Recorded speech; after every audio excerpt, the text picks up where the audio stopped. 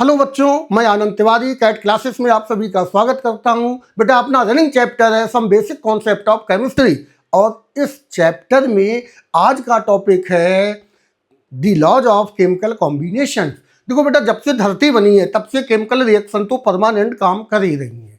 आज से नहीं, लाखों साल पहले से केमिकल रिएक्शन तो परमानेंट चल रही है, ठीक है। लेकिन जब धीरे धीरे साइंस डेवलप हुई तो वहाँ पर साइंटिस्ट लोगों ने अपने एक्सपेरिमेंट के थ्रू जो स्टेटमेंट दिए उन स्टेटमेंट को बोलते हैं the laws of chemical combination.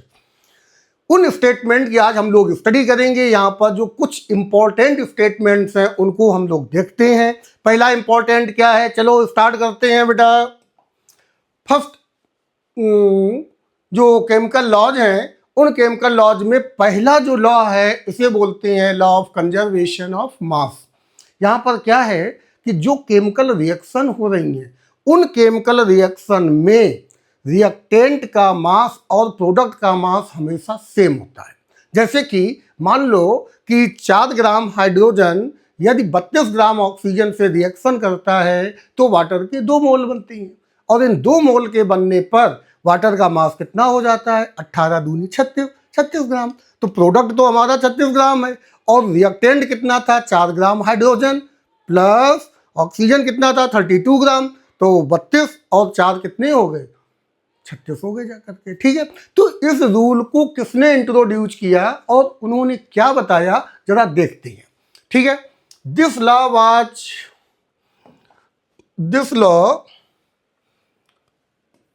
law was put forth by Antony Lavoisier in 1789। किस ईयर में दिया एंटोनी लेवोइसर ने, 1789 में। लेवोइसर ने बताया he performed careful experimental studies for combustion reactions and reached to the conclusion that in all physical and chemical changes, क्या उन्होंने बताया, in all physical and chemical changes there is no net change in mass during the process। उन्होंने कहा कि जब chemical change होते हैं तो मास में बिल्कुल भी केमिकल चेंज नहीं होता है, मास एज इट इज बना रहता है। जितना मास रिएक्टेंट का होगा उतना ही मास में प्रोडक्ट प्रोड्यूस होगा जाकर के। Hence he reached to conclusion that matter can neither be created nor destroyed। Matter को ना तो बनाया जा सकता है और ना ही डिस्ट्रॉय किया जा सकता है। जितना मैटर शुरू में था वो मैटर आज भी है, भले ही उसका फिजिकल सिग्निफिकेंस चेंज हो जाए, उसका रूप चेंज हो जाए, लेकिन क्वांटिटी ऑलवेज रिमेन कांस्टेंट। आगे क्या है, this is called law of conservation of mass, that is in any physical और chemical change mass can neither be created nor be destroyed. Chemical change में मास को ना तो बनाया जा सकता है और ना ही नष्ट किया जा सकता है, ठीक है। That's mean total mass of the reactant is equal to total mass of the product. This relationship holds good when reactants are completely converted into product. ये कब अच्छी तरह काम करेगा, जब रिएक्टेंट पूरी तरह से प्रोडक्ट में कन्वर्ट हो जाएगा तो ये रूल 100% करेक्ट रूल होगा। अगर क्वांटिटी कम ज़्यादा है तो वहाँ पर हो सकता है रिएक्टेंट एक से ज़्यादा हो, कुछ बच भी जाए और कुछ प्रोडक्ट बना देते हैं, ठीक है ना। In this case, in case of the reacting material are not completely consumed, the relationship will be total mass of the reactant is equal to total mass of product plus mass of unreacted reactants। Unreacted reactants का मतलब ये हुआ कि अगर एक component large amount में है, अभी हम एग्जांपल के थ्रू क्लियर करते हैं, ठीक है। लिमिट क्या है, इन न्यूक्लियर रिएक्शन में ये काम नहीं करेगा क्योंकि कुछ मास एनर्जी में कन्वर्ट होता है और हम कह सकते हैं E is equal to mc²। Einstein ने जो इक्वेशन दिया था वहाँ पर मास एनर्जी में कन्वर्ट हो रहा है। क्या उनका रिलेशन था, E is equal to mc²। तो बेटा m किस में कन्वर्ट हो रहा है, एनर्जी में कन्वर्ट हो रहा है। ठीक है ना। तो न्यूक्लियर रिएक्शन में ये रूल वैलिड नहीं है। So mass of reactant is always greater than that of product. यहाँ पर प्रोडक्ट जब बनेगा तो मास कुछ रिएक्टेंट का किसमें कन्वर्ट हो जाएगा, एनर्जी में। तो रिएक्टेंट का मास हमेशा अधिक होगा कंपेयर टू प्रोडक्ट। और ये जनरली न्यूक्लियर रिएक्शन में ही अप्लाइड होता है जहाँ पर मास बहुत ही कम होता है। जैसे आप देखते हो यूरेनियम बम फट रहा, हाइड्रोजन बम फट रही है, ठीक है। तो अगर जब ये बम एक्सप्लोसिव करते हैं तो वहाँ पर एनर्जी लार्ज अमाउंट में रिलीज होती है। और ये एनर्जी कहाँ से बनी, क्योंकि वहाँ का जो मास है वो एनर्जी में थोड़ा कन्वर्ट हो जाता है, ठीक है। अब देखते हैं एग्जाम्पल। देखो जैसे मान लेते हैं कि हाइड्रोजन की रिएक्शन हमारी हो रही है ऑक्सीजन से, ठीक है। या पहले तो बैलेंस इक्वेशन लिखो, तो ये क्या बन गया H2O, ठीक है। हाइड्रोजन 2 है तो ये कितना हो गया 2 हो गया। हाइड्रोजन भी बैलेंस, ऑक्सीजन भी बैलेंस हो गई, ठीक। लेफ्ट साइड में 4 हाइड्रोजन, राइट साइड में भी 4 हाइड्रोजन। ऑक्सीजन 2 है तो देखो ये भी ऑक्सीजन 2 हो गए जा करके। अब अगर मान लो ये 4 ग्राम है, इसकी क्वांटिटी कितनी है 4 ग्राम। कितनी है क्वांटिटी, अगर ये क्वांटिटी 4 ग्राम है और ये क्वांटिटी 32 ग्राम है तो इसका मतलब ये कितना बन जाएगा 2 इंटू 18, 18 दूनी 36 ग्राम बन जाएगा जा करके। ये भी 0 बचेगा और ये भी 0 बचेगा जाकर। लेकिन मान लीजिए कि अगर यही क्वांटिटी हमारी 2 ग्राम है, ये कितना है, ये 32 ग्राम है, ये 2 ग्राम है, तो यहाँ पर अब हाइड्रोजन की क्वांटिटी कम हो गई, ठीक है ना। हाइड्रोजन की क्वांटिटी कम है। अब अगर आप कहें कि नहीं सर ये कितना बना 2 इंटू 18 ग्राम, तो ये यहाँ पर गलत हो जाएगा। यहाँ पर ऑक्सीजन की क्वांटिटी ज़्यादा है। अगर 4 ग्राम ऑक्सीजन हाइड्रोजन खर्च होता है तो ऑक्सीजन 32 ग्राम खर्च होगा। लेकिन अगर यही 2 ग्राम खर्च होता तो ये कितना खर्च होगा जा करके, इसका आधा हो जाएगा। तो ये तो 0 बचेगा आफ्टर रिएक्शन। ये कितना खर्च होगा 16 ग्राम, ठीक है ना। तो ये वाटर कितना बनेगा यहाँ पर 18 ग्राम।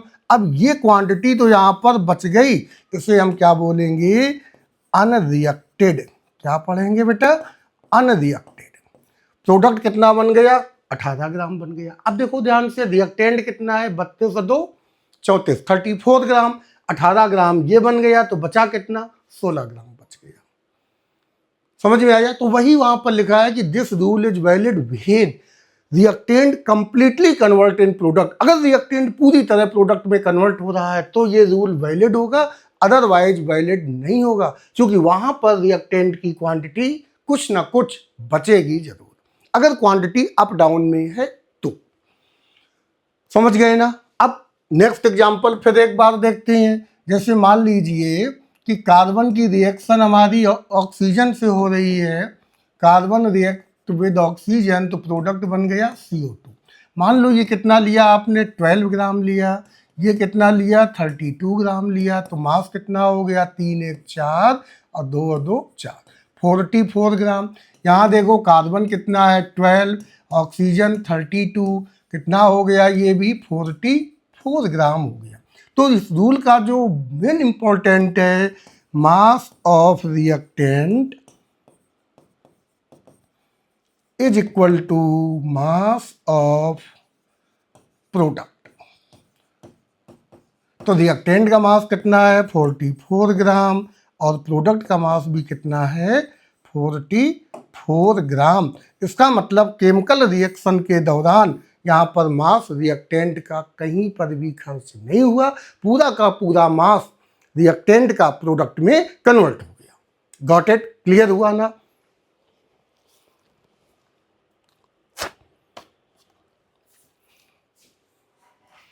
अब जैसे एग्जाम्पल के थ्रू समझते हैं। जैसे ये क्वेश्चन दिया गया x gram hydrocarbon gives y gram of CO2 and z gram of H2। ठीक है बेटा, ये हमारा एक हाइड्रोकार्बन है। मान लो कोई एक हाइड्रोकार्बन है, ये है हाइड्रोकार्बन, ठीक है।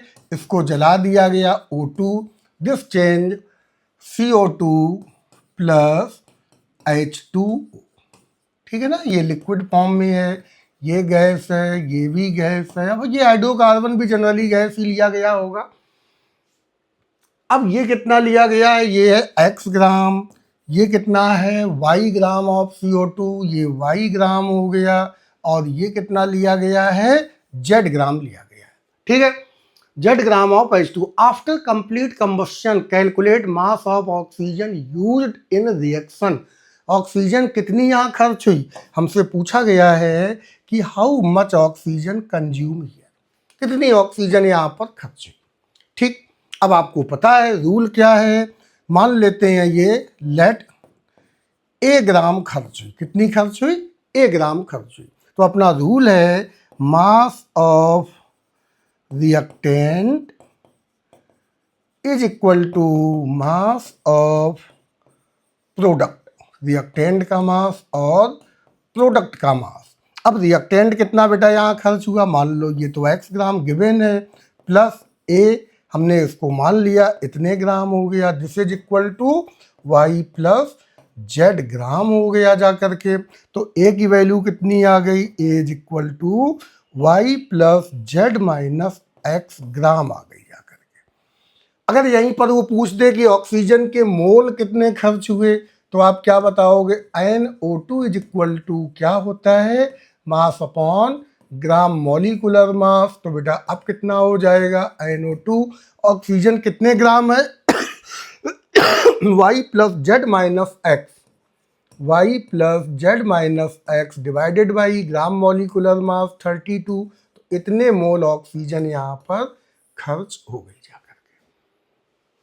क्लियर है, पुराने टाइम पर मोल की स्टडी नहीं करते थे, जो भी वर्क है वो वर्क किस पर चलता है, ग्राम पर। अगर क्वेश्चन ग्राम में पूछा गया तो रिप्लाई ये देना है, अगर क्वेश्चन मोल में पूछा, जैसे कैलकुलेट मास, ये हमने ए नंबर ले लिया।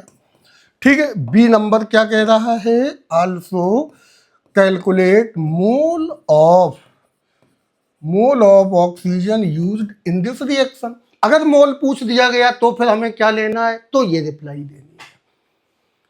गॉट इट, क्लियर हो गया ना। चलो और एक देखते example. 1.7 gram of silver nitrate dissolved in 100 gram of water, ठीक है, is taken 0.585 gram of sodium chloride dissolved in 100 gram of water is added to it and chemical reaction occurs. 1.435 gram of AgCl and 0.85 gram of NaNO3 are formed. Show that these results illustrate the law of conservation of mass. ये conservation of mass को show कर रहा है।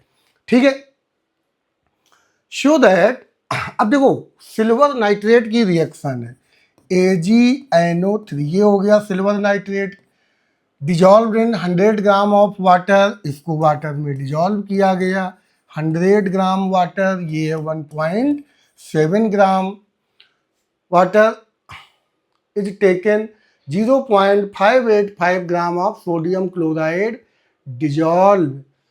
dissolved in 100 gram of water is added to it and chemical reaction occurs.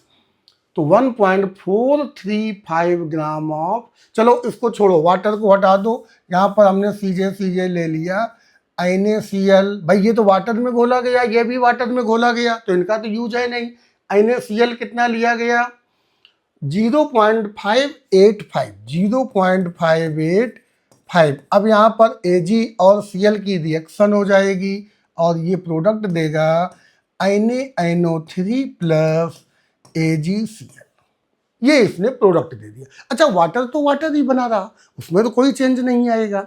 अब NaNO3 कितना बना, AgCl है 1.435 ग्राम और NaNO3 कितना हो गया, 0.85 ग्राम। ठीक है, अब जरा अप्लाई करिए लॉ ऑफ मास कंजर्वेशन के अकॉर्डिंग। क्या लिखना है, mass of reactant is equal to mass of product, mass of reactant is equal to mass of product. बोलो बेटा ये कितना है, 1.7 प्लस 0.585 कितना हो गया ये 5 8 7 5 12 1 और 1 2 2.285 ग्राम इज इक्वल टू, जरा इसको देखो तो 0.85 प्लस 1.435, तो ये रिजल्ट बना 5 और फिर ये 5 3 8 8 4 12 और 1 और 1 2 हो गया 2.285। क्या रिएक्टेंट और प्रोडक्ट का मास सेम है? अगर दोनों सेम है तो इक्वल का साइन लगाया, तो ये रूल कैसा होगा? Rule is valid for this experiment,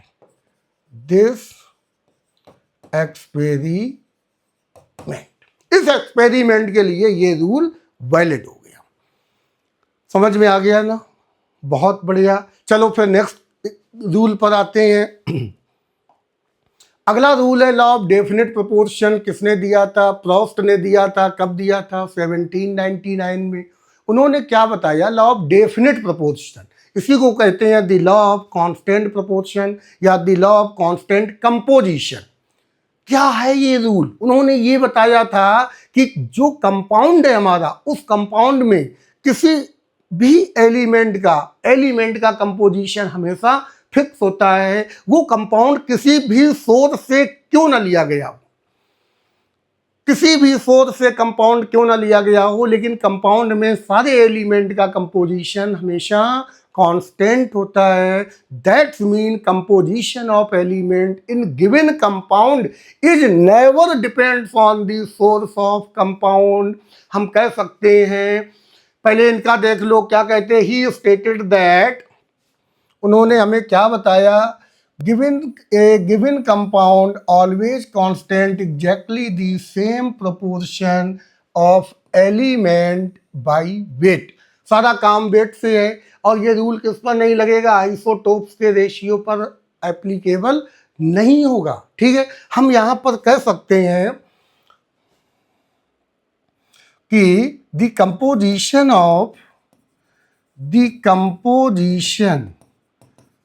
of elements does not depends on source of compound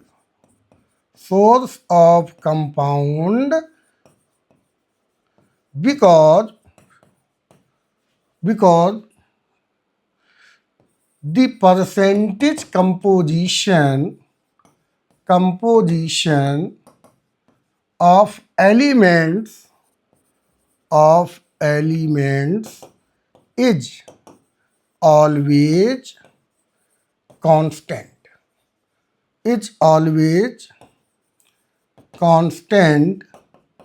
in the compound. जिस कंपाउंड की बात चल रही है सोर्स पर डिपेंड नहीं करेगा। जैसे मान लीजिए एग्जाम्पल हमने लिया, यहाँ पर एग्जाम्पल हमारा क्या है? वाटर। ठीक है, वाटर में H रेशियो O कितना है? 2:16 या हम कहें 1:8। It is constant quantity. अब मान लेते हैं कि वाटर का प्रोडक्शन आपने किया, क्या किया? H2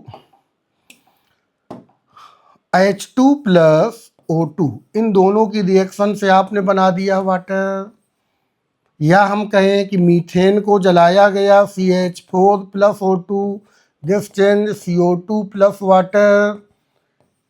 या हम कहें रिवर का वाटर ऑफ रिवर, ये भी क्या होगा? H2O। तो बेटा फॉर्मूला तो फिक्स है। अगर फॉर्मूला फिक्स है तो कंपोजिशन भी फिक्स ही होगा। ये किसी भी सोर्स पर डिपेंड नहीं करेगा, चाहे आप केमिकल मेथड के जरिए जनरेट करें या हाइड्रोकार्बन को जलाकर बनाएं या कोई नदी का, तालाब का, समुद्र का या रेन वाटर ले लें, लेकिन वाटर तो वाटर ही रहेगा। H2O, this never change. तो composition of hydrogen and oxygen always remain constant, और इनका जो मास रेशियो होगा वो क्या होगा? 1:8 होगा जाकर। अगर मास रेशियो कांस्टेंट है तो मोल रेशियो भी कांस्टेंट ही होगा। ये इसका की पॉइंट बना लो। If mass ratio fix then mole ratio is also fixed. अगर मास रेशियो फिक्स है तो मोल रेशियो भी फिक्स होगा। दैट्स मीन वाटर में हमेशा 2 मोल हाइड्रोजन और 1 मोल ऑक्सीजन प्रेजेंट होगा। अगर वाटर है तो वाटर का फॉर्मूला ही फिक्स है H2O, तो दैट्स मीन हाइड्रोजन के मोल कितने हैं 2 मोल और ऑक्सीजन के मोल कितने होंगे 1 मोल होगा। तो परसेंटेज कंपोजिशन क्या होगा फिक्स हो जाएगा। Got it. चलो एग्जांपल देखते हैं। जैसे 1.08 gram of copper wire was allowed to react with nitric acid. The resulting solution was dried and ignited when 1.3 gram of copper oxide was obtained. चलो ये एक्सपेरिमेंट नंबर 1 हो गया। फर्स्ट एक्सपेरिमेंट में copper है, copper की reaction multi reaction करा दी गई। चलो मल्टी रिएक्शन हमें क्या मिल गया, copper solution was dried and the resulting ignite, copper oxide बना, कॉपर ऑक्साइड बन गया, कॉपर ऑक्साइड। और बेटा ये वेट कितना है 1.35 ग्राम, कॉपर कितना है 1.08 ग्राम। यही आया ना, ठीक। तो बताइए ऑक्सीजन का मास कितना है, मास ऑफ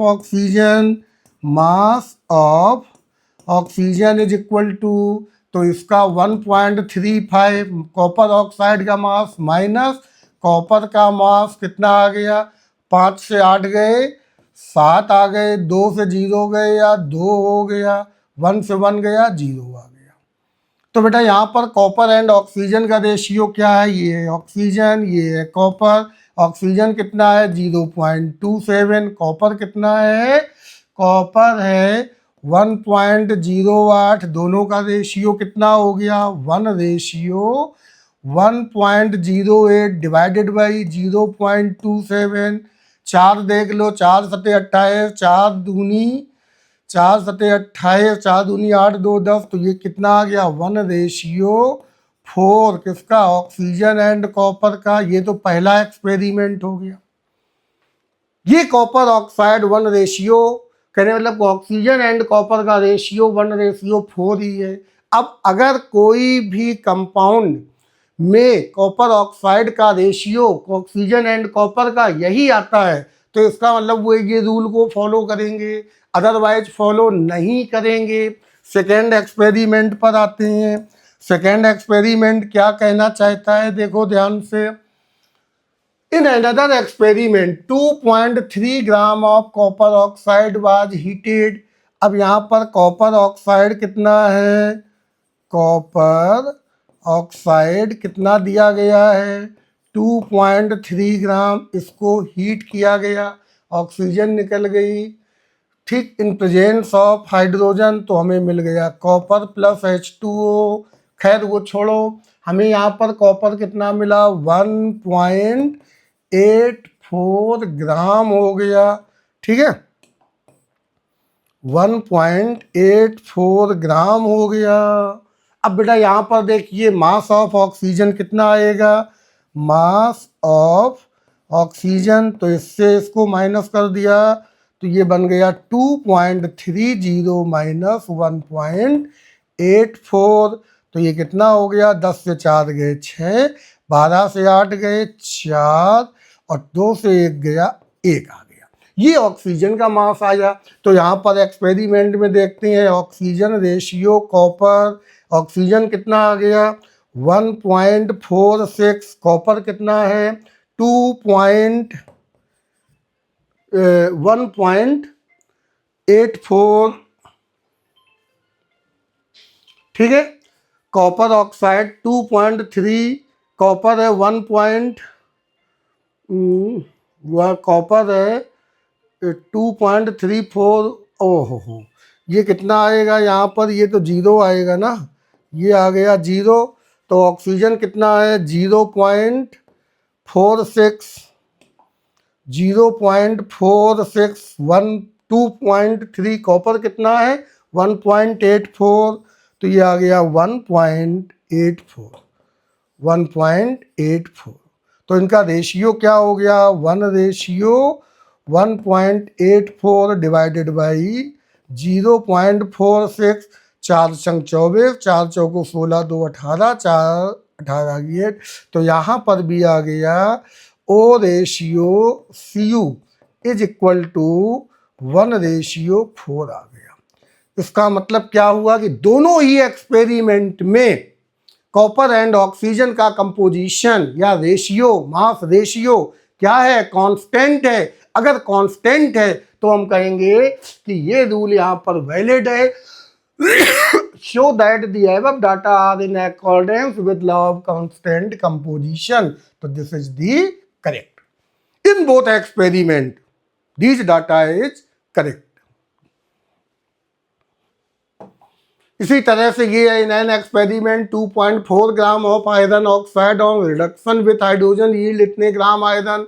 देखो बेटा आयरन ऑक्साइड है, कौन सा है आयरन ऑक्साइड, ठीक है ना। इसका रिडक्शन करा दिया गया, रिडक्शन होने पर ये मिला Fe प्लस वाटर, वाटर से हमें कोई लेना देना नहीं है। ये कितना है 2.4 ग्राम, आयरन कितना है 1.68 ग्राम, ये इतना हो गया, ठीक है। इन अनदर एक्सपेरिमेंट, चलो पहला एक्सपेरिमेंट देखती हैं। तो मास ऑफ ऑक्सीजन कितना हुआ, ऐसे ही क्वेश्चन सॉल्व करने हैं जैसे मैं सॉल्व कर रहा हूँ, स्ट्रेटजी गड़बड़ नहीं होनी चाहिए। Mass of oxygen is equal to, इससे इसको माइनस कर दो तो ये कितना हो गया 2.40 माइनस 1.68, तो 10 से 8 गए 2 और 13 से 6 गए 7 और 1 से 1 गया 0, इतना आ गया। यहाँ पर देखो ratio oxygen ratio iron, oxygen कितना है 0.72, आयरन कितना है बेटा बोलो 1.68, तो ये हो गया 1:, 2 दूनी 4, 2 सत्ते 14 और 1 15, क्या ये हमने सही माइनस किया है, 10 से 8 गए 2, ठीक 10 से 8 गए 2, ये बचा 3, तो 13 से 6 गए 7 6 13, ये सही है। तो 1:1.68 डिवाइडेड बाई 0.72, जरा हम करके देखते हैं 1.68 डिवाइडेड बाई 0.72 कितना आ गया 2.33 आ गया, 2.33 आ गया। ये रेशियो हमें मिल गया iron and of Fe and, तो O ratio Fe is equal to 1:2.33 आ गया, ठीक है ना। अब सेकेंड एक्सपेरिमेंट में आते हैं, ये एक्सपेरिमेंट फर्स्ट है। सेकेंड में देखो नंबर सेकेंड में 2.9 ग्राम ऑफ आयरन ऑक्साइड, यहाँ पर iron oxide give 2.03 gram of iron, यहाँ पर आयरन कितना मिल रहा है 2.03 ग्राम ऑफ आयरन, ये भी रिडक्शन से हुआ है। आयरन ऑक्साइड कितना है 2.9, तो मास ऑफ ऑक्सीजन बताइए कितना हुआ, तो 2.9 माइनस 2.03, तो ये आ गया 10 से 3 गए 7 8 0.87। यहाँ पर रेशियो ले लो, ओ रेशियो Fe, ओ कितना निकला है 0.87, तो ये आ गया 0.87। रेशियो आयरन कितना है 2.03, तो ये आ गया 1:, ये भी आ गया 1.33 या 2.03 डिवाइडेड बाई 0.87, तो 2.33 आ गया है 2.33, दिस रेशियो इज 2.33 आ गया।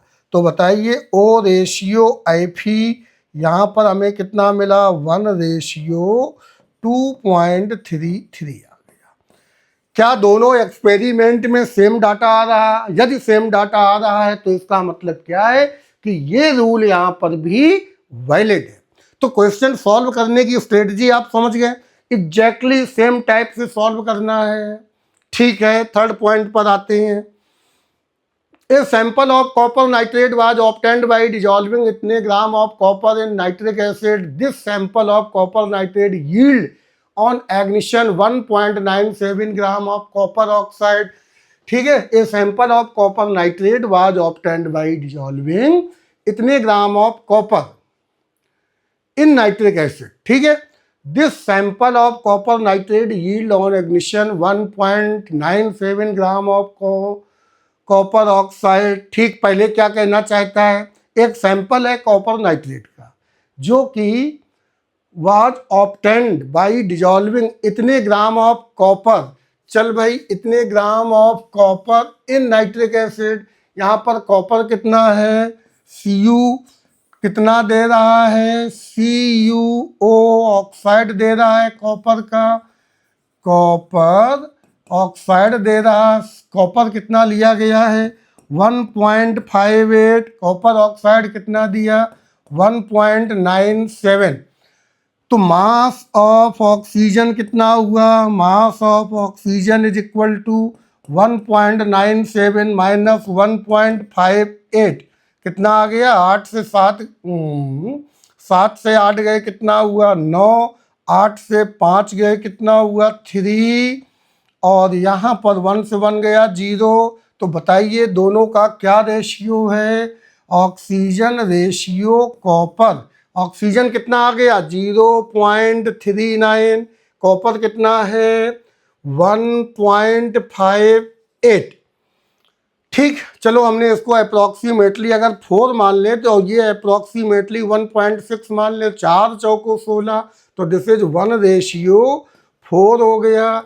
तो O ratio Cu is equal to 1:4 बन गया जाकर के।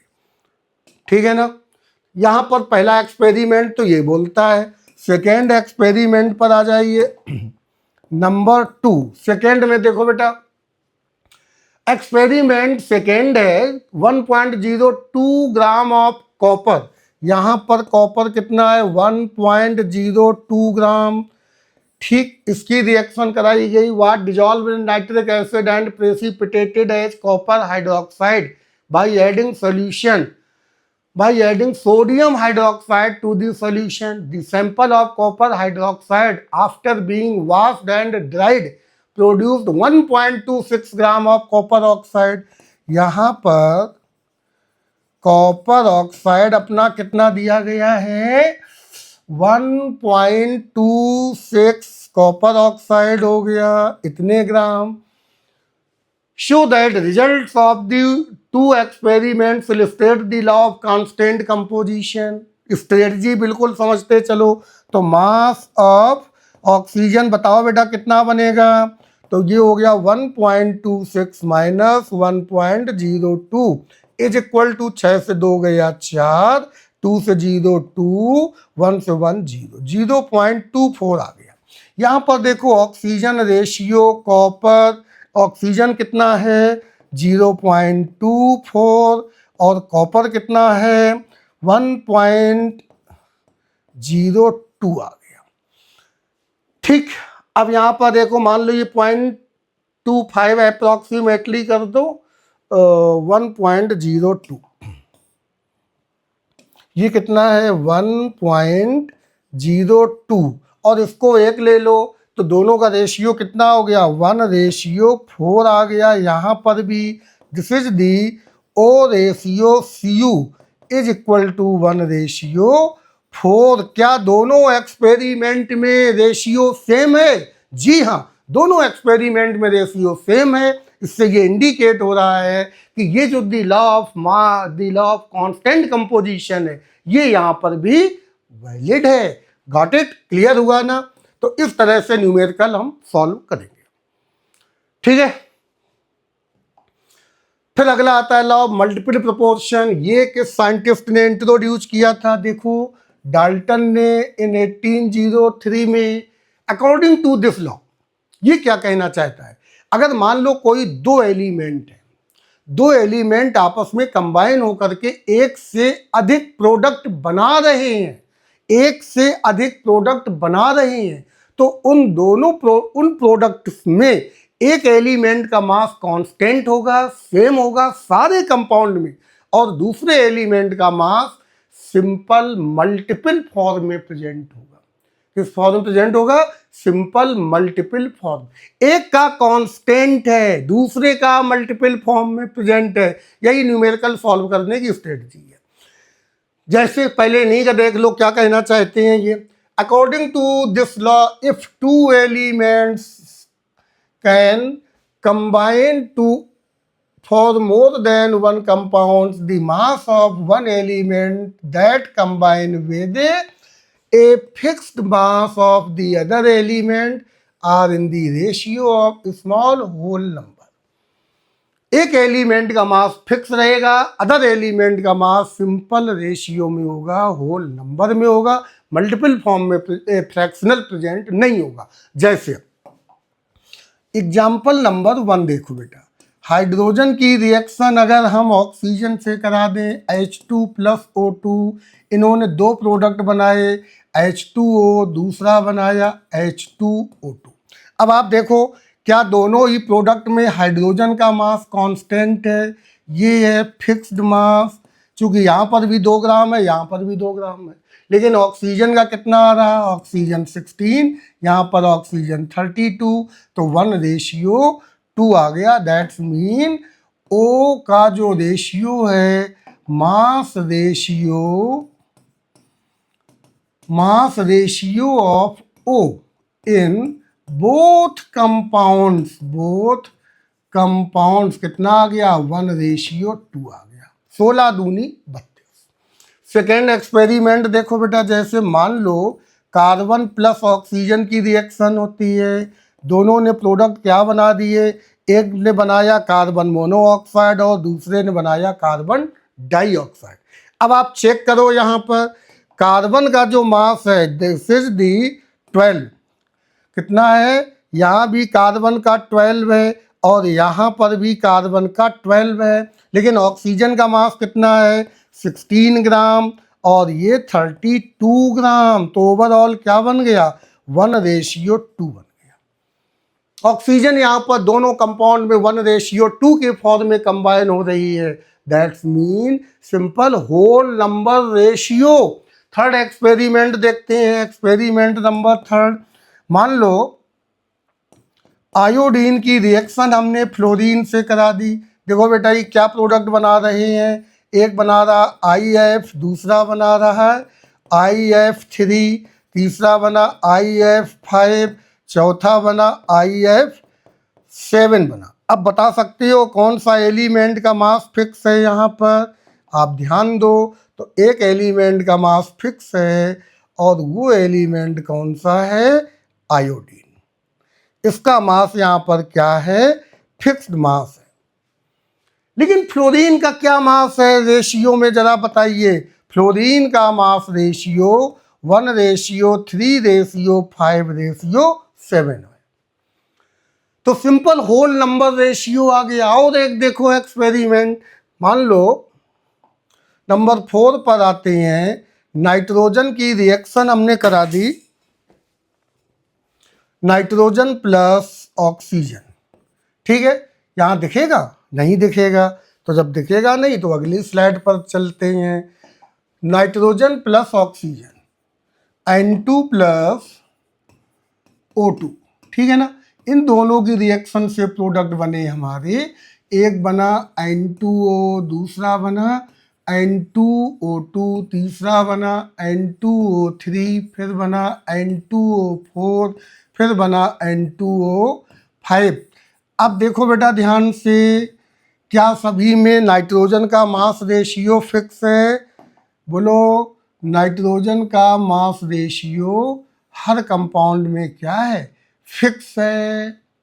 ये वैल्यू कैसी है, ये फिक्स्ड मास हो गया, फिक्स्ड मास कितने ग्राम, 28 ग्राम है नाइट्रोजन का।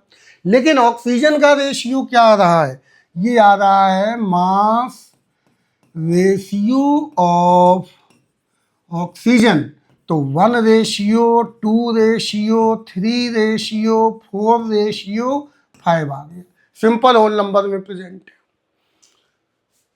सल्फर की रिएक्शन यदि हम ऑक्सीजन से कराते हैं तो प्रोडक्ट क्या बनता है, SO2SO3। किसका मास फिक्स है यहाँ पर, सल्फर का मास फिक्स हो गया, ये मास कैसा है, ये फिक्स हो गया। लेकिन ऑक्सीजन का क्या है, मास रेशियो ऑफ ऑक्सीजन, तो 1:2:3 आ गया, 16:32:48। समझ गए, बस यही समझना है यहाँ पर, यही समझना है। इसी को बोलते हैं क्या, law of multiple proportion, law of multiple proportion. ये हो गया लॉ ऑफ मल्टीपल प्रोपोर्शन। अगर दो एलिमेंट आपस में रिएक्शन करके एक से अधिक कंपाउंड बनाते हैं तो एक एलिमेंट का मास फिक्स होगा, अदर एलिमेंट का मास होल नंबर रेशियो में प्रेजेंट होगा। डाल्टन ने इसका इंट्रोडक्शन दिया था।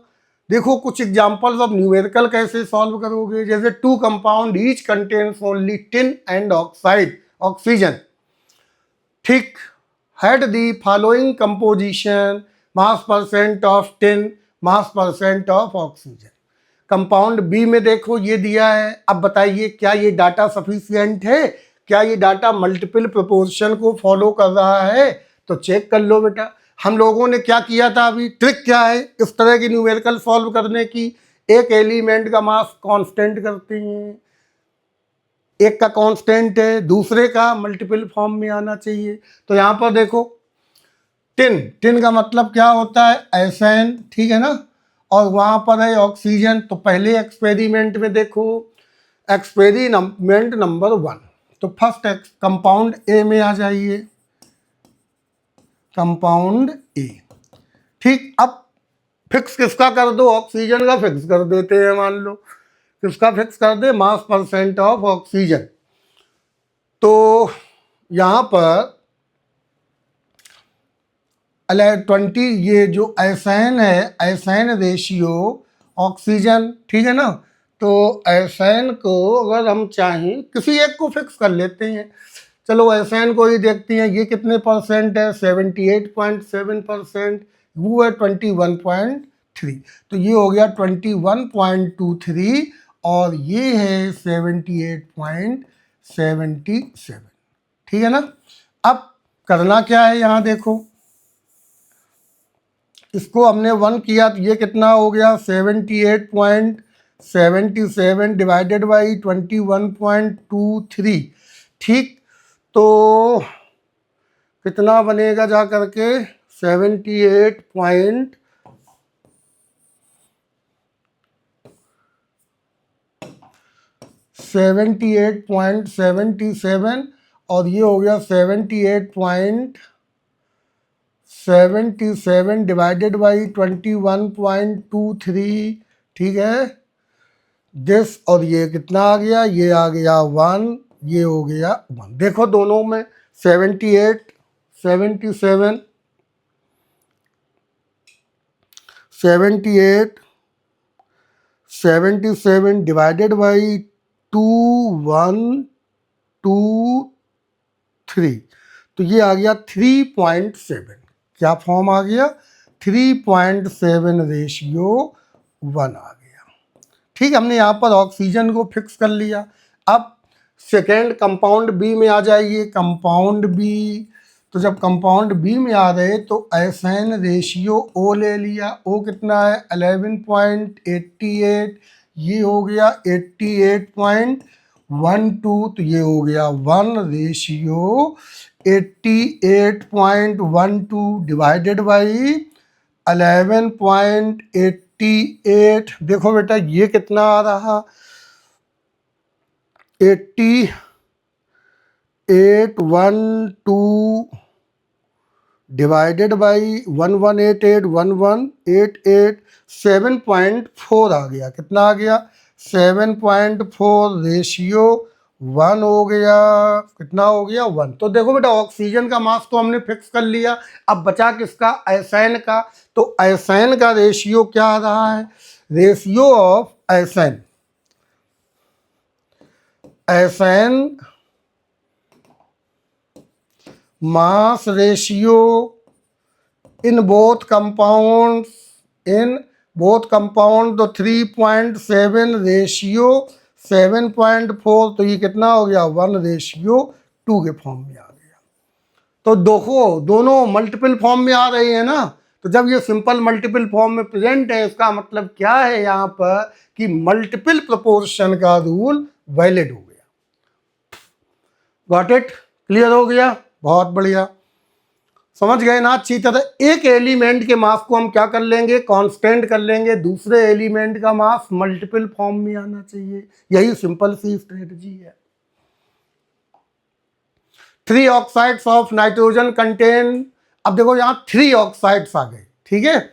एक ऑक्साइड है हमारा nitrogen, 3 oxides of nitrogen, nitrogen के 3 ऑक्साइड है।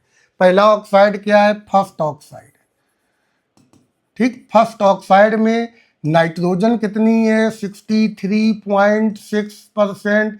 तो ऑक्सीजन कितनी हो गई? 100 से माइनस कर दो तो 4, और ये कितना? 9 से 3 गए 6, और 9 से 6 गए 3, जोड़ लो 6 4 10, 6 3 9 1 10, 6 3 9 1 10।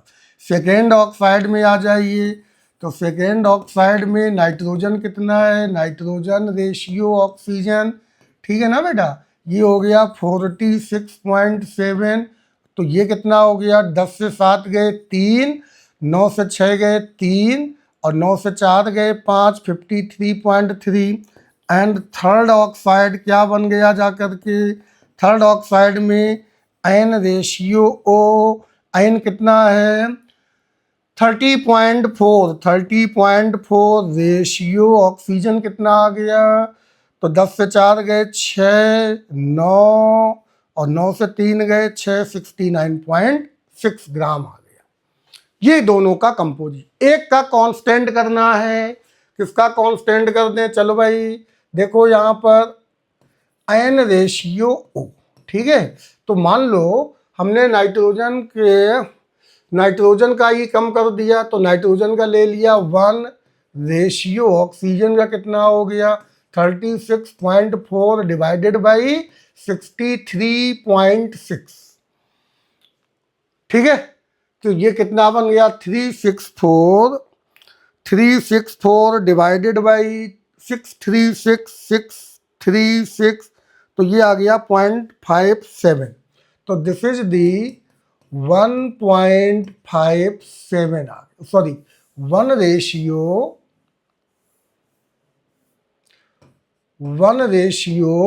0.57 आ गया, ठीक। अब सेकेंड में आ जाइए, तो सेकेंड में एन रेशियो ओ, बेटा हम किसको कांस्टेंट कर रहे हैं? नाइट्रोजन को हमने कांस्टेंट किया है, 1 कर दिया। कांस्टेंट का मतलब 1 ही करना है। तो अब नाइट्रोजन का कितना है यहाँ पर? तो एन रेशियो ओ कितना बन गया जा करके? तो 1 ratio 53.3 divided by 46.7, 533 divided by 467, तो ये 1.14 आ गया। 1 रेशियो 1.14 आ गया, 1.14 बना। थर्ड में आ जाइए, यहाँ पर एन रेशियो ओ, एन को हमने 1 मान लिया, तो ये 1 रेशियो 696 डिवाइडेड बाई 30.4, ठीक है ना। अब ये कितना बना जा करके? तो ये आ गया 696 डिवाइडेड बाई 304, तो ये आ गया 2.28, 1 रेशियो 2.28 आ गया। अब देखो बेटा ध्यान से, हमने कॉमन किसका किया है, कांस्टेंट कौन सा किया है, तो कांस्टेंट जो है हमारा, ये तो नाइट्रोजन हम लेकर चले हैं, क्या लेकर चले, नाइट्रोजन। तो नाइट्रोजन का हर केस में मास कितना है, यहाँ देखो 1, ये भी 1 और ये भी 1। अब ये जो मास रेशियो है किसका है, ऑक्सीजन का, तो ऑक्सीजन का मास रेशियो कितना आ रहा है, इनका इनका और इनका ले लो, तो ये हो गया 1:, 7 दूनी 14, 2 पंचे 10 और 1 11, तो ये हो गया 2, और ये हो गया 4 का करो, 4 सत्ते 28, 4 पंचे 20 और 2/4 आ गया। तो नाइट्रोजन तो फिक्स है, तो हम क्या कहेंगे कि मास रेशियो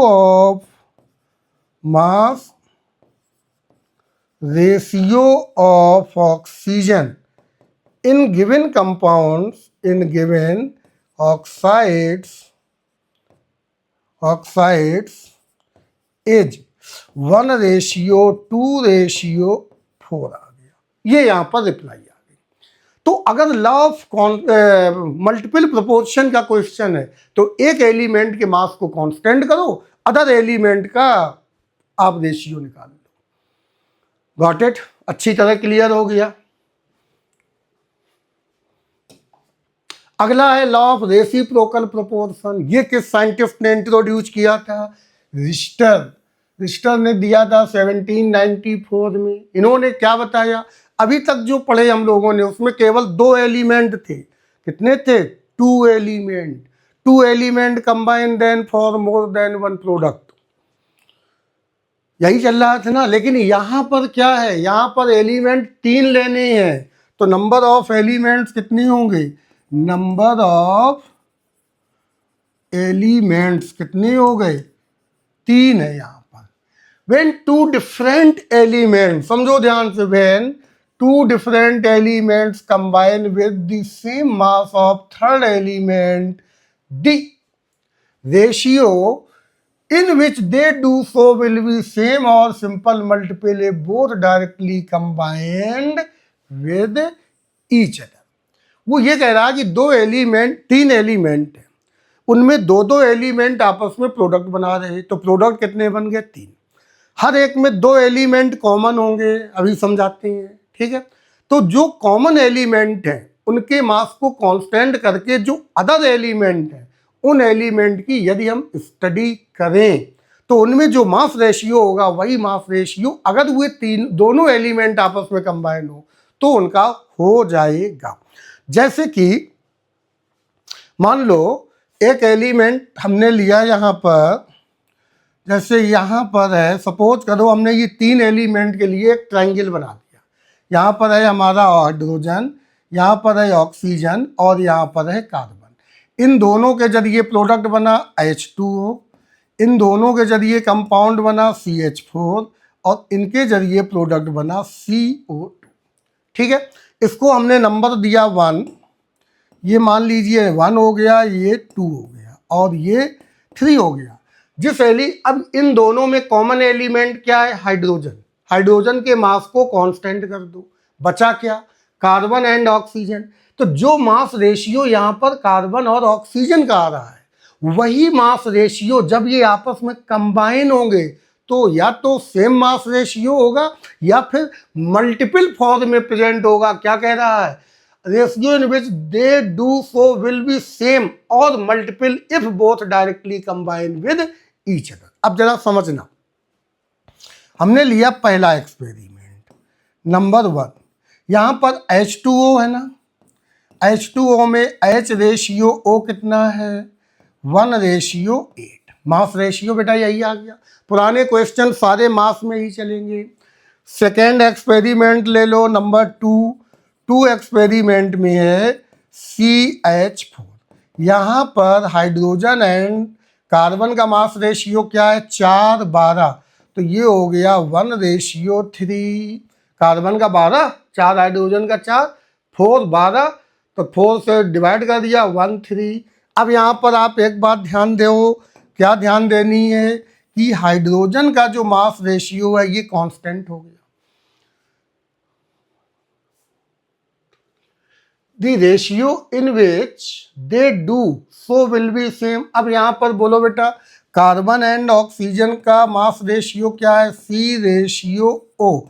तो ये मिल गया 3/8। ठीक, अभी कार्बन एंड ऑक्सीजन ने कोई कंपाउंड नहीं बनाया है, ये तो हमने इन दो कंपाउंड के जरिए मास रेशियो फाइंड कर दिया। अब यदि मान लेते ये दोनों कंपाउंड बनाते हैं, जैसे थर्ड एक्सपेरिमेंट में आ जाइए, इन्होंने यहाँ पर प्रोडक्ट बनाया CO2। ठीक है, अब देखो बेटा, कार्बन एंड ऑक्सीजन का मास रेशियो तो 12/32 आ गया। 4 कॉमन है तो 4 से डिवाइड कर दो तो 3/4 और 4 8 32, 3/8 आ गया। यही तो ये रूल कह रहा कि अगर तीन एलिमेंट, यहाँ एक 3 है ना, कार्बन हाइड्रोजन एंड ऑक्सीजन, कोई 2 एलिमेंट प्रोडक्ट बना रही है, उन 2 एलिमेंट में जो एक एलिमेंट कॉमन है, उस कॉमन एलिमेंट के मास को कांस्टेंट कर दो। अब जो 2 अदर एलिमेंट है उनका जो मास रेशियो हमें मिलता है इन 2 कंपाउंड के जरिए, वही मास रेशियो अगर वे दोनों एलिमेंट आपस में कंबाइन हो जाएं तो या तो वही मास रेशियो आएगा या फिर मल्टीपल फॉर्म में प्रेजेंट होगा। ठीक है, तो ये लॉजिक क्लियर हो गया। जैसे एक और देखते हैं, मान लो यहां पर हमने लिया H, यहां पर ले लिया सल्फर और यहां ले लिया मान लो ऑक्सीजन।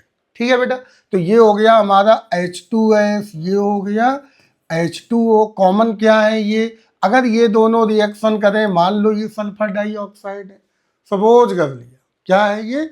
Sulphur dioxide. ठीक है, अब देखो बेटा, इस एक को हमने नंबर 1 दे दिया, एक को नंबर 2 दिया और एक को नंबर 3 दे दिया।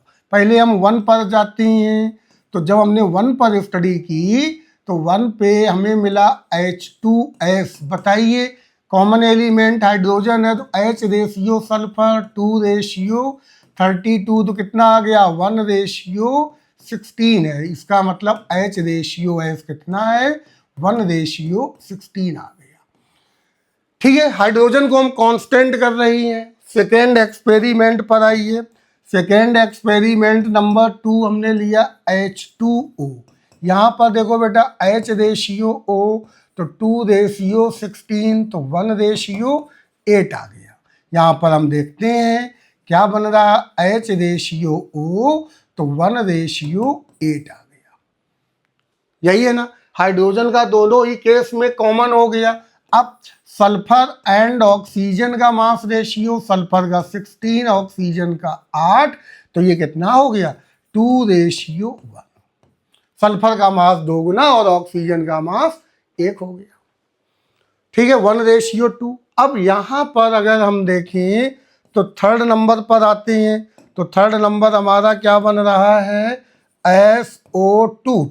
SO2 में ये भी 32 है और ये भी 32 है, तो S रेशियो O क्या हो गया? 1/1 हो गया। अब ये देखो, ऑक्सीजन का तो 1 है, सल्फर का किस फॉर्म में प्रेजेंट है? मल्टीपल फॉर्म में प्रेजेंट है। मल्टीपल फॉर्म या तो सेम होगा या फिर मल्टीपल फॉर्म में होगा। विल बी सेम, कैसा दिया है? सेम और simple multiple if both directly combine with each other. तो वहां पर कौन सा फॉर्म आ गया? मल्टीपल फॉर्म में आ गया। इससे ये इंडिकेट हो रहा है कि ये रूल वैलिड है। क्लियर हो गया ये कॉन्सेप्ट। इसी तरह से न्यूमेरिकल हमारे दिए गए हैं, जैसे the percentage composition of ammonia H2O and N2O3 is as given below. जैसे ये मान लेते हैं, एक हमने ये ट्रायंगल ले लिया, इसी तरह सॉल्व करना है। जैसे इन दोनों में हाइड्रोजन कॉमन है तो हाइड्रोजन को ऊपर रख दो। इनके जरिए जो कंपाउंड बना, कौन सा कंपाउंड बना? यहाँ ले लिया एक जगह नाइट्रोजन और एक जगह ले लिया ऑक्सीजन। NH क्या बन रहा? NH3। यहाँ पर क्या बन रहा? H2O और ये क्या बन रहा? N2O3। ये हो गया नंबर 1, नंबर 2, नंबर 3। ठीक, अब मास परसेंटेज गिवन है यहाँ पर। ठीक, इसमें देखो हमें कॉमन किसका लेना है? हाइड्रोजन का कॉमन लेना है। कॉमन का मतलब एक लेना है। तो यहाँ पर जब हम अमोनिया पर आते हैं NH3, NH3 में नाइट्रोजन कितना है बेटा बोलो, N रेशियो H, तो नाइट्रोजन कितना है 82.35 और हाइड्रोजन कितना है 82.35 और हाइड्रोजन हो गया 17.65, इसको 1 कर दिया और ये 82.35 डिवाइडेड बाई 17.65, 17 दूनी 34, 17 क्यों 18.35, देखो कैलकुलेशन, तो ये बन गया जाकर के 82.35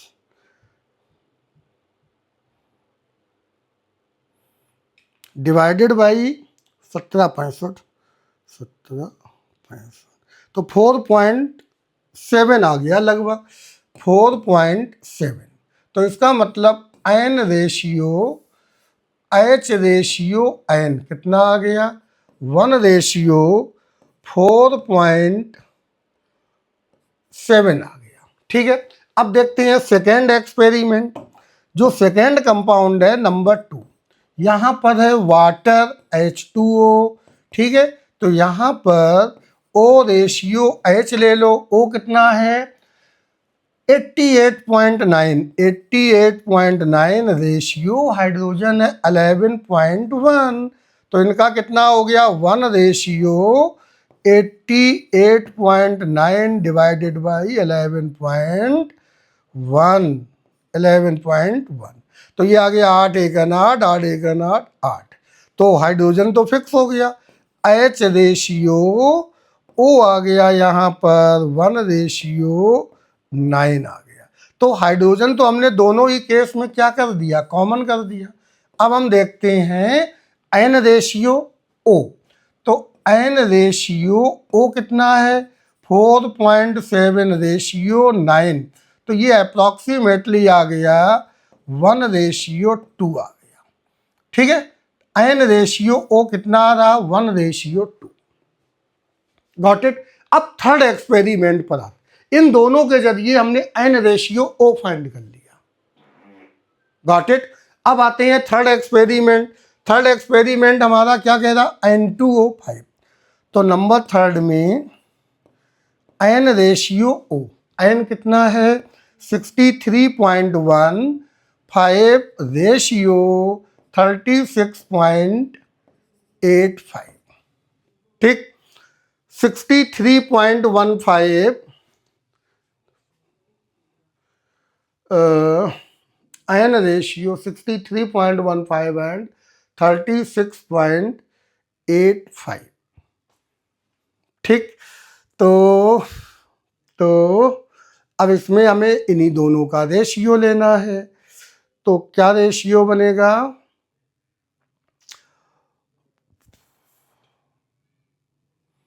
वहाँ नाइट्रोजन एक है, चलो नाइट्रोजन को ही एक कर देते हैं तो हमें पता चल जाएगा। हमने किया 36.85, 36.85 divided by 63.15,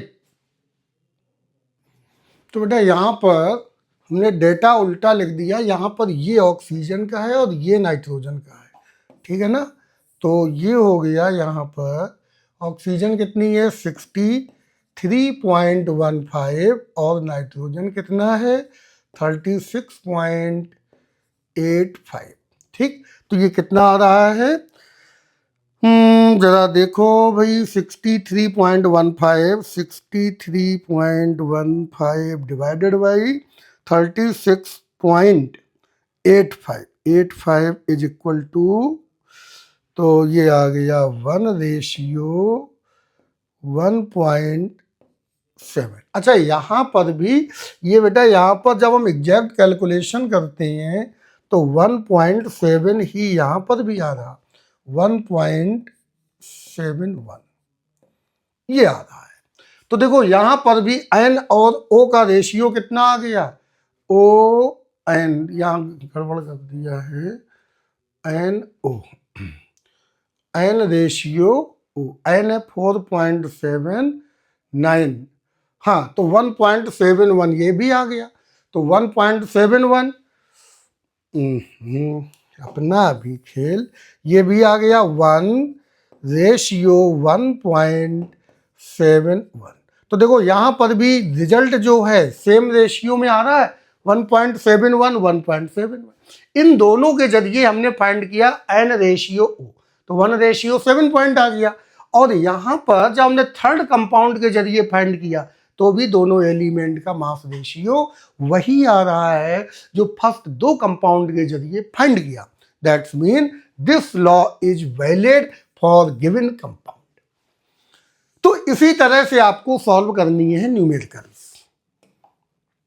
methane contain 75% carbon and 25% hydrogen, carbon dioxide contain इतने परसेंट कार्बन, इतने पर ऑक्सीजन, एंड वाटर कंटेन इतना। अब देखो बेटा यहाँ पर भी आपको इसी तरह सॉल्व करना है, एक हाइड्रोजन है, एक कार्बन है और एक ऑक्सीजन। इन दोनों से क्या बन गया CH4, यहाँ बन गया H2O और ये बन गया CO2। ये फर्स्ट हो गया, ये सेकेंड है और ये थर्ड है। अब सेम टाइप से आपको सॉल्व करना है, तो ये आपको हम होमवर्क में दे रहे। हाइड्रोजन को यहाँ पर कॉमन कर दीजिए इन दोनों से, तो कार्बन एंड ऑक्सीजन का मास रेशियो निकल आएगा। जो मास रेशियो आएगा वही मास रेशियो इनके डाटा के अकॉर्डिंग हमें मिल जाएगा। बस कहानी खत्म हो गई। थर्ड पॉइंट आता है next number, Gay Lussac's law of gaseous volume.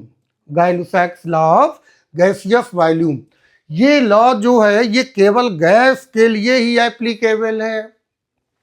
This law was given by Gay Lussac's, ठीक है, गाय-लुसैक्स in 1808 he observed that when gases combine or are produced in a chemical reaction they do so in a simple ratio by volume provided all gases are at the same temperature and pressure.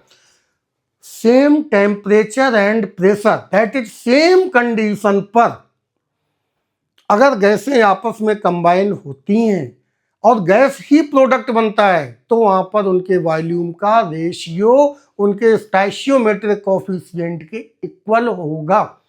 जितनी भी गैसें present हैं, जैसे मान लो, अच्छा ये याद रखना,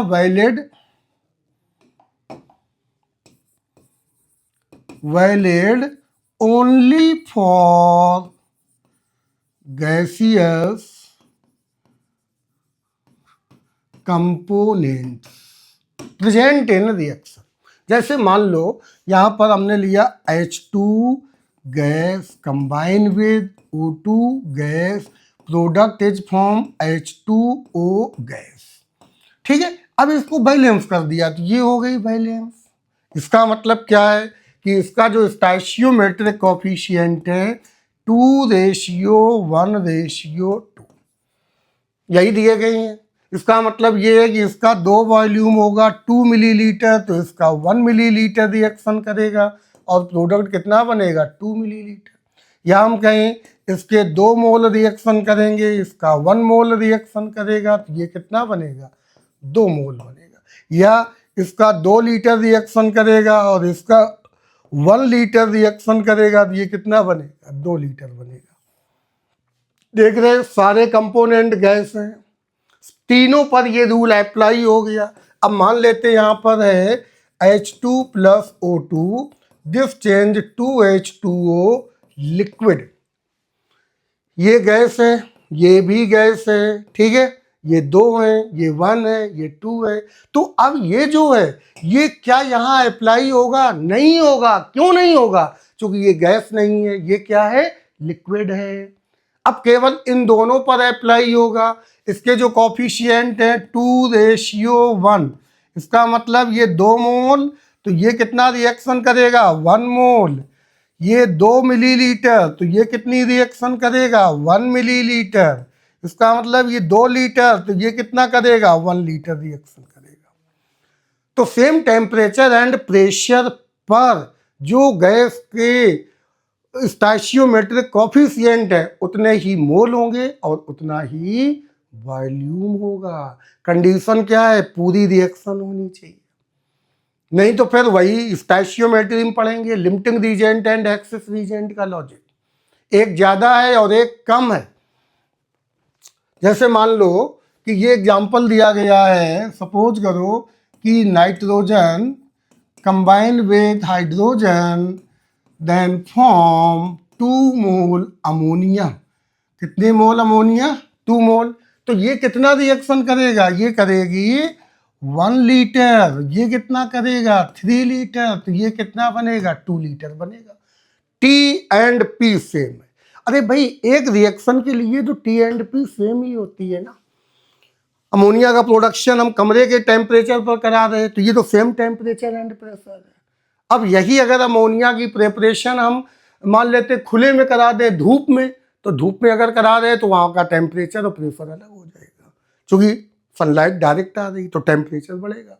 तो ये दोनों अलग अलग केस हो गए। लेकिन रूम टेम्परेचर का मतलब जो हम जो रिएक्शन करा रहे हैं जिस टाइम, उस टाइम का तो टेम्परेचर एंड प्रेशर कांस्टेंट ही होगा, सेम ही तो होगा। क्या ये बात क्लियर हो गई ना? अगर अलग अलग जगह करा रहे, अलग अलग कंडीशन पे करा रहे, तो फिर ये रूल वैलिड एक साथ सभी पर नहीं होगा, एक एक एक्सपेरिमेंट को हमें देखना होगा। अब अगर ये कहा जाए, मान लेते हैं क्वेश्चन यहां पर हमने ले लिया, ठीक है, ये हमारा क्वेश्चन है, मान लो ये 10 लीटर है, ये कितनी ली गई है? ये 30 लीटर लिया गया है। तो बताइए ये कितना बनेगा? अमोनिया कितनी बनेगी? 1 लीटर जब नाइट्रोजन खर्च होती थी, ये 3 लीटर खर्च हो रही है, तो ये कितना बन रहा है? 2 लीटर। अब यहां पर ये 10 लीटर है तो ये 30 लीटर खर्च होगी, तो ये कितना बनेगा जाकर के? 2 इंटू 1 से 2 गुना, तो 10 से 20 गुना, तो 2 इंटू 10 लीटर, तब ये प्रोड्यूस हो जाएगी। समझ गए ना? अब देखिए नेक्स्ट एग्जाम क्वेश्चन यहीं पर हम लेते हैं। मान लो ये हमारा लिया गया है 5 लीटर, ये कितना लिया गया है? 30 लीटर। तो अब बताइए ये कितना बनेगा?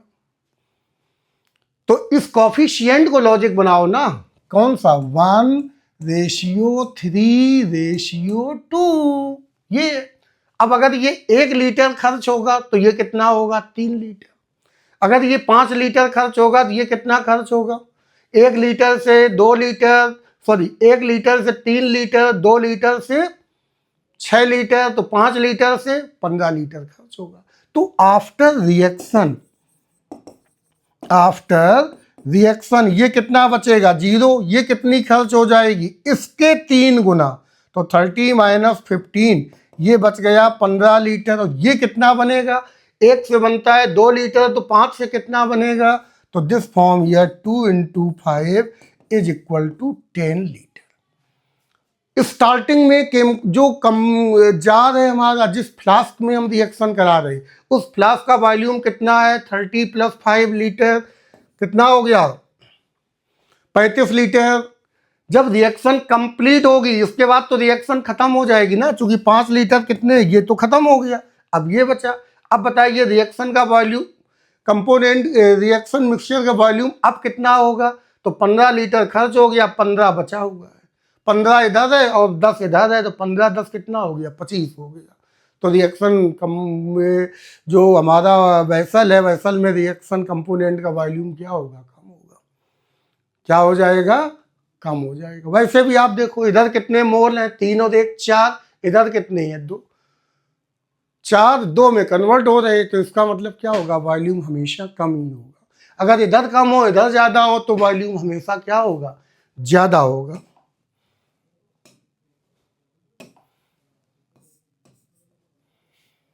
समझ में आ गया ना? तो इस तरह से अगर वॉल्यूम में क्वेश्चन दिया गया है और बोल दिया गया टेम्परेचर एंड प्रेशर सेम है, तो वहां पर मोल होल के चक्कर में मत पड़िए, डायरेक्ट गाय-लुसाक लॉ को अप्लाई करिए और वहां पर रिप्लाई दे दीजिए, आपका आंसर हमेशा करेक्ट होगा।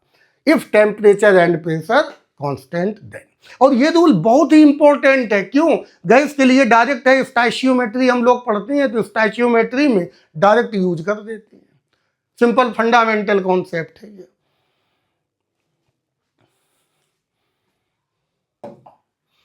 जैसे 10 volume of dihydrogen gas react with 5 volume of dioxygen. चल भाई, ये डाई हाइड्रोजन है, ये डाई ऑक्सीजन है। Gas how many volume of water vapour, water vapours बना रहा है ना, इसका मतलब H2O गैस, ये भी गैस है और ये भी गैस है। रिएक्शन को बैलेंस कर दो तो 2 हो गया। कॉफिशिएंट क्या है, स्टोइचियोमेट्रिक कॉफिशिएंट क्या आ रहे हैं, 2:1:2 आ रही है, यही है ना। अब गिवन कितना है देखो ध्यान से, गिवन। अच्छा, आपको ये पहले दिमाग लगाना है, जैसे कॉफिशिएंट देख लिए, ऑक्सीजन का जब एक वॉल्यूम खर्च होगा, ये एनसीईआरटी की प्रॉब्लम है, ठीक है।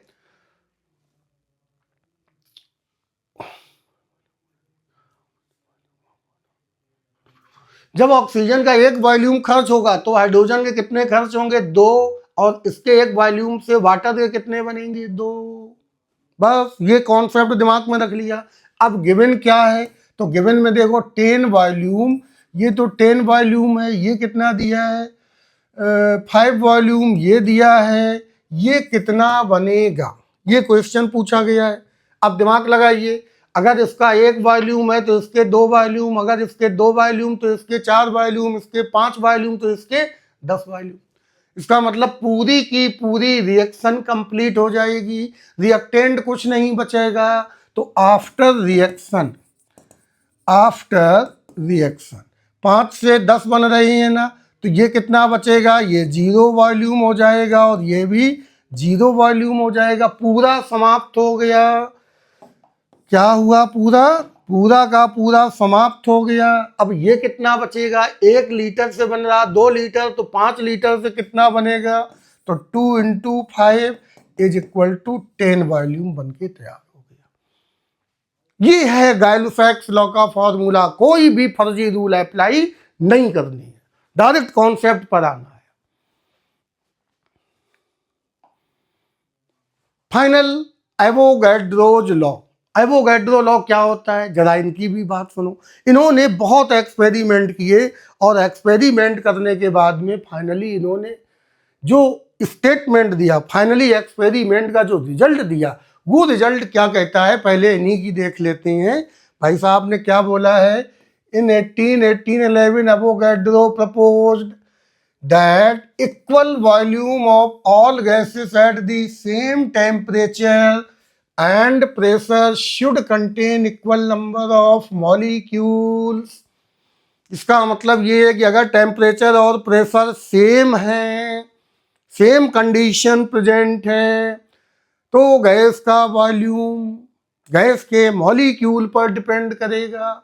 सभी के वॉल्यूम को सेम होंगे at same temperature and pressure.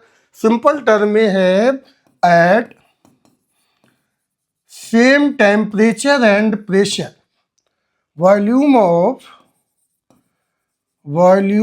Of gas is directly proportional to number of molecules. अगर मॉलिक्यूल बढ़ेंगे तो वॉल्यूम भी बढ़ेगा, मॉलिक्यूल कम हो गए तो वॉल्यूम भी कम हो जाएगा। ये बात इन्होंने बोली। अगर हम यहाँ पर ले लें V, तो V is directly proportional to number of molecules. क्या बन गया, नंबर ऑफ मॉलिक्यूल्स, ये बन गया। अब मान लेते हैं, सपोज करो हमने क्या किया, मान लिया कि लेट V जो है,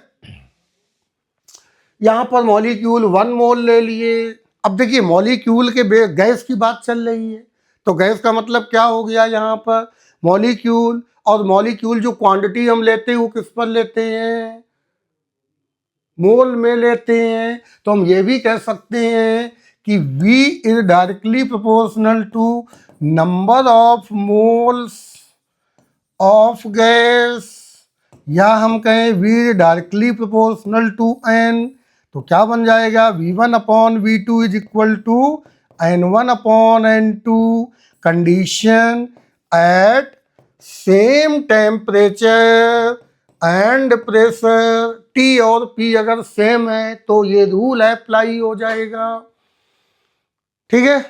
अब अगर मॉलिक्यूल घटेंगे तो मोल भी घटेंगे, क्योंकि मोल कैसे निकालते हैं, मोल का निकालने का तरीका क्या है, mole is equal to given molecules divided by NA. NA तो फिक्स है, लेकिन ये तो कम ज़्यादा हो रहा है ना, मॉलिक्यूल्स तो कम ज़्यादा हो सकते हैं, एनी तो कांस्टेंट क्वांटिटी है। तो अगर ये कम होगा तो मोल भी कम होंगे, ये बढ़ेगा तो मोल भी बढ़ेंगे। समझ गए? जैसे ये दिया गया है कि मान लो at same temperature and pressure, ये कंडीशन हमारी फिक्स है, ठीक है। वन मोल H2, ठीक है, सेम टेम्परेचर एंड प्रेशर को हमने एक टर्म दे दिया STP, standard temperature and pressure. Temperature कितना होगा 273.15 केल्विन, पी कितना है 1 बार, तो ये तो कांस्टेंट हो गया ना। तो बताइए 1 मोल H2 का वॉल्यूम कितना है 22.4 लीटर। 1 मोल O2 का वॉल्यूम कितना है 22.4 लीटर। 1 मोल मीथेन का कितना है 22.4 लीटर। 1 मोल सल्फर डाइऑक्साइड का कितना है 22.4 लीटर। 1 मोल ओजोन का कितना है 22.4 लीटर है। 1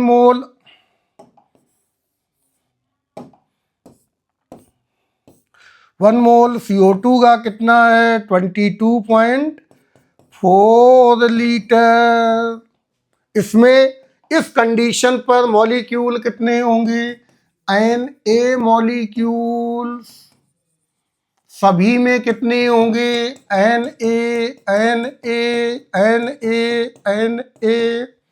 सबके मॉलिक्यूल भी सेम है, सबका वॉल्यूम भी सेम है, कांस्टेंट है, हम लोगों ने पढ़ा, एवोगैड्रो ने इसको बताया था। इस ढंग से भी हम देख सकते हैं। जरा दूसरा लॉजिक देखो, अपने पास गैस का इक्वेशन है PV is equal to nRT, ठीक, P T एंड R ये तो कांस्टेंट है हमारा, क्योंकि कांस्टेंट है ना, कांस्टेंट टेम्परेचर एंड प्रेशर, ये भी कांस्टेंट है। R क्या है यूनिवर्सल कांस्टेंट, यूनिवर्सल कांस्टेंट हो गया। ये जब कांस्टेंट है तो क्या बना V is equal to nRT upon V, ये वाली वैल्यू कांस्टेंट वैल्यू है, तो V is directly proportional to n, या V1 upon V2 is equal to N1 upon N2 हो गया। एवोगैड्रो के रूल से ही हम लोगों ने मोल कॉन्सेप्ट में जो पढ़ा है, क्या पढ़ा कि at standard condition the volume of 1 mole gas is 22.4 litre, इसी को कहते हैं स्टैंडर्ड वॉल्यूम। तो 1 मोल गैस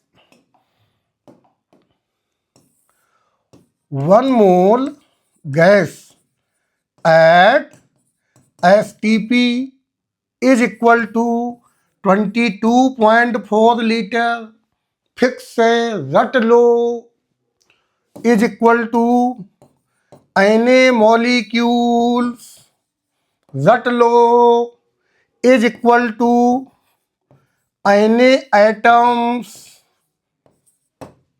क्या ये बात सही है? तब आप कहेंगे नहीं सर, दिस इज रॉन्ग, क्योंकि हर गैस का लॉजिक अलग अलग है। कैसे? यहाँ हाइड्रोजन में 2 एटम, ऑक्सीजन में 2 एटम, इसमें 5 एटम, तो एटम तो अलग हो गया, इसमें 3 एटम, इसमें 3 एटम, इसमें 3 एटम, तो ये एटम पर काम नहीं करेगा।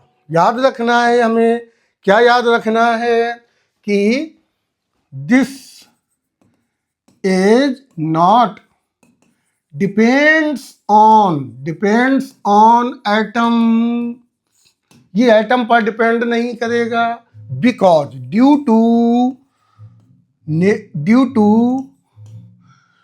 To atomicity of molecule, due to atomicity of molecules is variable. कैसी होती है? वेरिएबल होती है। तो कैसे? जैसे O2 कितनी एटॉमिसिटी है? 2, यही है ना।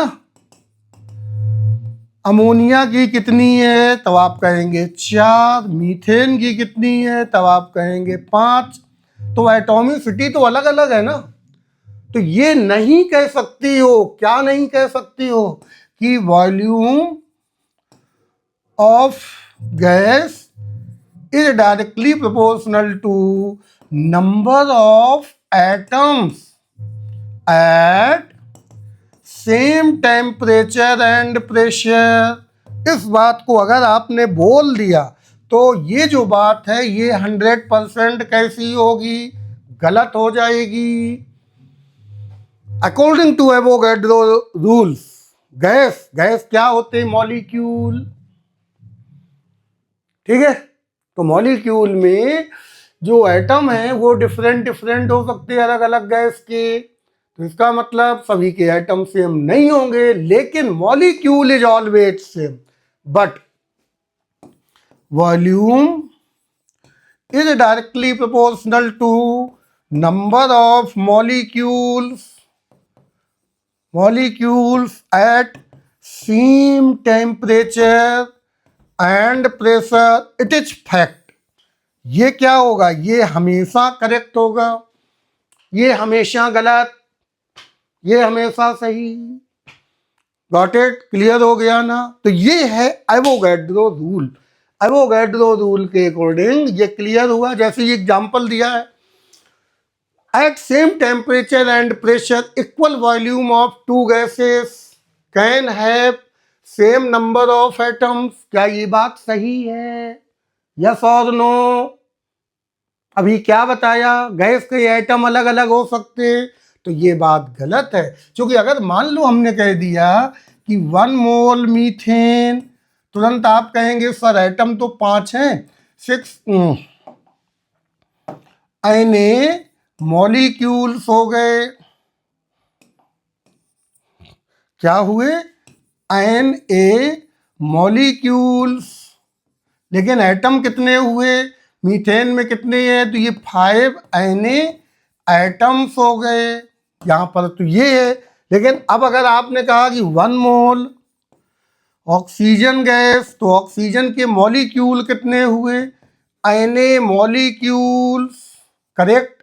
और एटम कितने हुए? 2 Na एटम्स। तो कहां पर सिमिलरिटी आ गई? मॉलिक्यूल में कि एटम्स में? तो आप तुरंत बोलेंगे सर मॉलिक्यूल सिमिलर हैं, लेकिन कमी कहां पर है? तो कमी यहां पर आ गई। It is not same. तो गैस का volume of gaseous molecule depends on only molecules, never atoms. Atoms अलग अलग हो सकते हैं। Equal volume, equal masses of H2O2 and methane. ये नीट 2015 का क्वेश्चन है। Equal masses of H2O2 and methane have been taken in a container if volume V at temperature 27 degree Celsius in identical conditions. Identical condition है, that is same temperature and pressure. The ratio of the volume of gaseous H2O2 methane would be, ठीक है, equal मास है। देखो बेटा ये है एक container, ठीक है। इस कंटेनर में कौन कौन सी गैसें भरी हैं? H2 है, O2 है और मीथेन है, ठीक है। अब दोनों का मास क्या है? सभी का मास सेम है। सेम मास है, same mass of all gases, जितनी भी गैसें प्रेजेंट हैं। Equal mass of H2O2 and methane have been taken in a container of volume V। V volume है, इस कंटेनर का वॉल्यूम कितना है? V। at temperature 27 degree Celsius in identical condition. The ratio of the volume of gases H2, O2 and methane, बताइए इनके volume gas का क्या होगा? सिंपल सा लॉजिक लगाना है। तो H2 के मॉलिक्यूल कितने होंगे जरा देखो, मॉलिक्यूल कैसे निकालोगे? Given mass divided by molecular mass multiplies by Na, यही होगा ना। तो इनका हम क्या निकालते हैं? मोल निकाल लो, मोल ऑफ H2, या ऐसे देखो,